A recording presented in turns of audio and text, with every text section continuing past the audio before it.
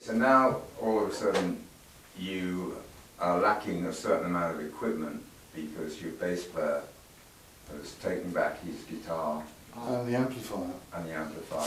Yeah. You've got to find a bass to play on. How did you manage for equipment? Tony Noble, he used to look after some make of equipment, and he used to lend us stuff. But we haven't got a bass. So I don't remember exactly how we got the money together, but we found that there was a bass for sale by a guy who used to play with a band called the Riot Squad in London, I think. And Pete and I went along to his place. It was a pretty long bus ride, if I remember. And we saw it was a 6-string bass, Fender bass, and it was like a collector's item now. Jack Bruce had one. And we bought it. So then Pete had a bass, and we were on the road. Now, at this point, Brian,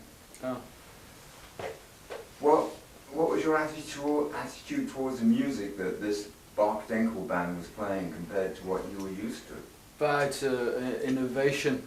It was exactly the sort of stuff I was looking for. The Arts Lab, how did that come about? Printing posters. Printing posters. So you moved out of the pub circuit and everything into the emerging underground, I assume. You know, with gigs like Mothers and... Yeah, we started playing what was then called progressive music.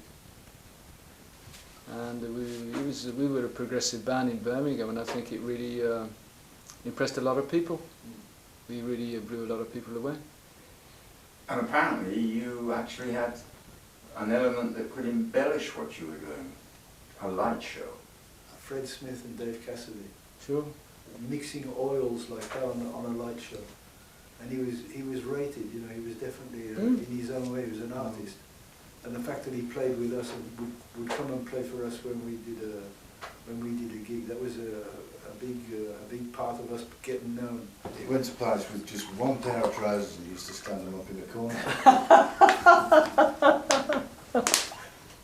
So you are part of the Birmingham Underground, thanks to the connection with the Arts Lab. Yeah. Who, you know, that was a whole different scene, and in fact you did some gigs with some bands that went on to become fairly well known, apparently including David Bowie. We also played at the same venue as Black Sabbath. Yeah, Black Sabbath were famous by then, weren't they? They were starting to get famous, yeah. They came out with Paranoid, yeah, when we... That's right. I mean, they had a brand new Ford Transit 6-wheeler van. No, we didn't. Anyway, we disliked them on principle pretty much because they were heavy rock or whatever, and quite by accident. Playing at Cannon Hill Park. Playing in Cannon Hill Park, yeah, right back to our van. A beautiful old Morris green Heap. dilapidated truck. Backed in into their brand new Ford Transit. That's right, we drove away with a couple of kilos of Geezer Butler wasn't happy at all. And they said, you know, what about the insurances? We haven't got any insurance. But what was funny about that gig in Cannon Hill Park in Birmingham was the fact that we were top of the bill and they were backing That's right. us. Black Sabbath were under us. Isn't that amazing? We were top of the bill. So anyway, by now you're professional.